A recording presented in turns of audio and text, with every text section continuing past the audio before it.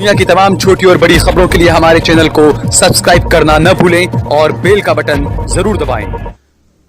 मोदी के गुजरात के अहमदाबाद शहर में जुहापुरा ये वो इलाका है जहां पर काफी मुस्लिम आबादी रहती है। वहां पर काफी मकान ऐसे बने हैं जिस पर आज बुलडोजर चल गया। कई मकान धराशायी कर दिए गए, कई डुप्लेक्स, कई बिल्डिंग्स, कई बंगलोज, कई कोठियां जमींदोज कर दी गई। अब यहां पर यह सवाल उठता है कि आखिरकार इतने बड़े पैमाने पर यह कार्रवाई सरकार की तरफ से क्यों की गई।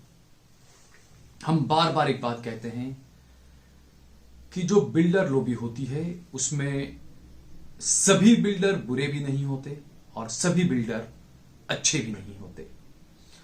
ज्यादातर जो आज डिमोलिशन की जो कार्रवाई की गई उसमें कई जमीनें ऐसी है जो कब्रिस्तान की जमीन पर डुप्लेक्स बना दिए गए थे और उसको जो है वो जमींदोज किया गया।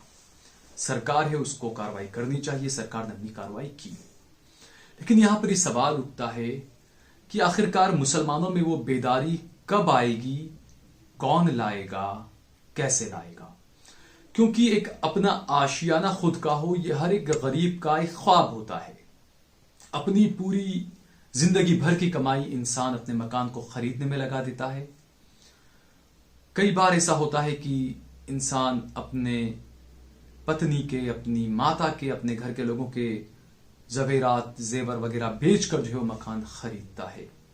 वो मकान और फ्लैट कहीं बुक करता है किसी बिल्डर के पास जाकर, लेकिन उसे इतना पता नहीं होता है कि यह बिल्डिंग अनलीगल है, लीगल है, एनए है या नहीं है। ये तमाम चीजें वो चीजें होती है जो एक आम आदमी को पता नहीं होता है। ये बेदारी कौन लाएगा।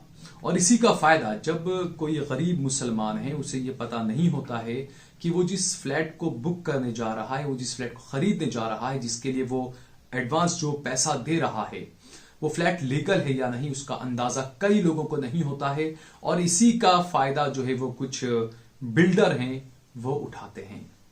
हम बार बार ये बात कहते हैं कि हम सभी को मरने के बाद एक जगह पर जाकर खड़ा होना है और वहां पर हमें अपने सारे कामकाज का हिसाब देना है। क्या ये बिल्डर उन चीज को भूल जाते हैं कि उन्हें किसी के सामने जवाब देना है। दूसरा, जिस तरीके से जो डिमोलिशन की जो कार्रवाई की गई सरकार की तरफ से, यहां पर एक सवाल यह भी उठता है कि गुजरात में, अहमदाबाद में कई जगहों पर जो अशांत धारा का जो कानून लाया गया और कई जगहों पर इसको सख्ती से इसका अमल किया जा रहा है। कई बार ये सवाल उठते हैं कि क्या जानबूझकर अहमदाबाद को हेरिटेज सिटी बनाया गया एक साजिश के तहत। क्योंकि जो हेरिटेज सिटी है, जो ओल्ड अहमदाबाद जिसे कहते हैं, हम बार बार ये बात कहते हैं कि अहमदाबाद के अंदर भी दो शहर बसते हैं। एक वो अहमदाबाद जिसमें हम रहते हैं और एक वो अहमदाबाद जिसमें वो रहते हैं। आप समझ रहे होंगे मैं क्या कहना चाह रहा हूं। ऐसे में जो ओल्ड अहमदाबाद में, जो पुराने अहमदाबाद में जो हेरिटेज सिटी है, वहां पर जो लोग रहते हैं, चाहे वो मुसलमान हो, दलित हो या जो भी हो या हिंदू हो, वो यहां पर मकान खरीद नहीं सकते हैं। अगर उनको मकान बनाना है तो मकान बना नहीं सकते हैं, क्योंकि यहां पर परमिशन नहीं मिलती है हेरिटेज सिटी के नाम पर। कुछ पुरानी इमारतें हैं उनके नाम पर। तो ऐसे में अगर आखिर जो यहाँ का जो मुसलमान है, जो पुराने शहर का जो मुसलमान है, वो कहां जाएगा रहने के लिए। तो ऐसे में उसके पास में जगह बचती है सरखेज, जुहापुरा, ये तमाम वो जगहें हैं जहां पर वो मकान लेते हैं। लेकिन वहां पर सरकार परमिशन नहीं देती है। वो जमीनें कैसी होती है, वो बिल्डर किस जमीनों पर मकान बनाते हैं, ये बड़ा सवाल है। लेकिन ताज्जुब की बात तो यह है कि जो गुजरात, जिसे काफी धनाढ़ गुजरात कहा जाता है, मोदी का गुजरात, यहां पर ये बीजेपी का कहना है कि यहाँ कानून व्यवस्था बड़ी बेहतरीन है, यहाँ तमाम चीजें बड़ी बेहतरीन है, लेकिन उसके बावजूद एक बिल्डर जो है वो इनलीगल जमीन पर इनलीगल कंस्ट्रक्शन कर देता है, 9-9 माले की, 8-8 मंजिले की बिल्डिंगें बना देता है और उसके बाद वहां पर तोड़ने के लिए लोग आते हैं। पहले से इस कार्रवाई को क्यों नहीं रोका जाता। सवाल ये भी उठते हैं कि क्या इसमें बड़े पैमाने पर भ्रष्टाचार हो रहा है, क्या भ्रष्टाचार की निगाह में और उसी के उसमें ये तमाम चीजें हो रही है, ये बड़ा सवाल उठ रहा है। लेकिन दूसरी बात जो हमने कही कि आखिरकार अहमदाबाद के पुराने शहर का जो मुसलमान है, अगर उसको मकान बनाने की परमिशन नहीं मिल रही है तो वो क्या करेगा। अगर बड़ा परिवार है, 4-5 भाई हैं, बच्चे हैं, या कई लोग ऐसे होते हैं जहां पर ज्वाइंट फैमिली होती है, चाचा भतीजे भाई वगैरह सब साथ में रहते हैं। परिवार जब बढ़ता है तो उनको यकीनन बड़े मकान की जरूरत पड़ती है। तो अहमदाबाद शहर में जो पुराना शहर है वहां पर परमिशन नहीं देती है सरकार। वैसे रूपानी सरकार ने यह कह दिया कि हम 70 मंजिल की बिल्डिंगों को जो है वो हम बनाने की परमिशन दे रहे हैं, लेकिन वो बिल्डिंगें कहां बनेगी? वो बिल्डिंगें बनेगी न्यू अहमदाबाद में, वो बिल्डिंगें बनेगी रिवर फ्रंट पर। लेकिन जो पुराना अहमदाबाद शहर है जहां पर ज्यादा आबादी मुसलमानों की है, वहां पर सरकार परमिशन नहीं देती है मकान बनाने की। ये सवाल बार बार उठता है कि क्या कोई ऐसा वकील बड़ा नहीं है जो इंसानियत का दर्द रखता हो, जो इन तमाम बातों को लेकर सरकार के सामने जाए, कोर्ट में इस मामले को उठाए कि आखिरकार यहां का मुसलमान करेगा तो क्या करेगा। और बात यहां पर सिर्फ मुसलमानों की नहीं है। हम बार बार कहते हैं कि जो अशांत धारा का जो कानून लाया गया उसके बाद यहां पर जो है वो हिंदू मुस्लिम एक दूसरे को मकान न बेच सकते हैं, न खरीद सकते हैं। इसका शिकार हिंदू भाई भी हो रहे हैं।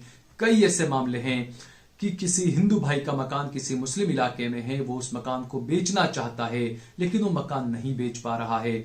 ऐसे कई और भी मामले हैं कि जहां पर कुछ मुस्लिम मकान है, उनके बीच में दो हिंदू मकान है, उनकी बेटी बड़ी हो चुकी है मेरे हिंदू भाइयों की, लेकिन उनकी बेटी की शादी सिर्फ इसलिए नहीं हो रही है क्योंकि जो रिश्ता लेकर आते हैं वो कहते हैं, या उनके बेटे की भी शादी इसलिए नहीं हो रही है, जो रिश्ता लेकर आते हैं वो कहते हैं हमारी बेटी हम आपको नहीं देंगे क्योंकि आप मुसलमान इलाकों में रहते हैं। तो ऐसे में वो जो हिंदू भाई होता है वो बेचारा परेशान रहता है, वो अपना मकान बेच नहीं पाता है, वो मजबूरी में किसी और इलाके में जाकर किराए के मकान में रहता है। तो ये तमाम जो चीजें हैं, इसे हमें हिंदू मुस्लिम के चश्मे से नहीं बल्कि इसे हमें इंसानियत के चश्मे से देखना चाहिए कि जो अशांत धारा का जो कानून है उससे सिर्फ मुसलमानों को ही नहीं, मेरे हिंदू भाइयों को भी बड़ा नुकसान हो रहा है।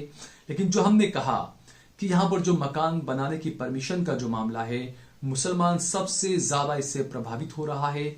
मुसलमानों को भूमि विहीन कर देना, मुसलमानों को इक्तिसादी तौर पर, माली तौर पर पूरे तरीके से तोड़ कर रख देना, क्या यही एक पॉलिसी पर अमल किया जा रहा है?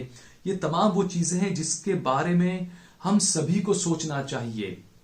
आप चाहे किसी भी मजहब के हैं, आप चाहे हिंदू हैं, चाहे मुसलमान हैं, चाहे सिख हैं, चाहे ईसाई हैं, जब किसी का एक आशियाना गिरता है, जब किसी का मकान तोड़ा जाता है, तो अगर आप इंसान हैं तो आपके दिल में जरूर दर्द होगा।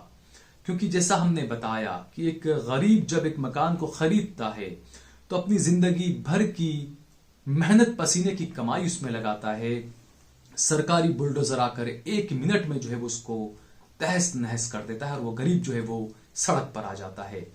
तो ऐसे में हुक्मरानों को ये बात सोचनी चाहिए कि वो गरीब आखिर कहां जाएगा। पहले से अगर जब किसी बिल्डर ने अगर 6-7 मंजिल की बिल्डिंग खड़ी कर दी, तब तक सरकारी अधिकारी कहां चले गए थे? तब उस पर कार्रवाई क्यों नहीं की गई? जब वो मकान, वो बिल्डिंग, वो फ्लैट बनकर तैयार हो गया, जब गरीब परिवार के कुछ लोग उसमें रहने आ गए, उसके बाद जो है वहां पर कार्रवाई की जा रही है, उन बिल्डिंग्स को तोड़ा जा रहा है, तो आखिरकार वो गरीब कहां जाएगा? उसका क्या कसूर था? ये तमाम सवाल हैं। और मैंने जैसा कहा, कुछ लोगों को आगे आना पड़ेगा और कोर्ट के अंदर, अदालतों के अंदर इन तमाम मामलों को चैलेंज करना पड़ेगा कि आप पुराने शहर अहमदाबाद में अगर बिल्डिंग्स बनाने की परमिशन नहीं दे रहे हैं तो आखिरकार यहां के जो लोग हैं वो कहां जाएंगे? उनके पास में क्या ऑप्शन है? क्या सरकार वाकई में अहमदाबाद शहर से मुसलमानों को खदेड़ देना चाहती है? क्या यही वो कर्णावती जो शहर बनाने की बात कर रहे हैं, क्या ये उसी का पूरा गेम प्लान के तहत सरकार इस तरीके से आगे बढ़ रही है?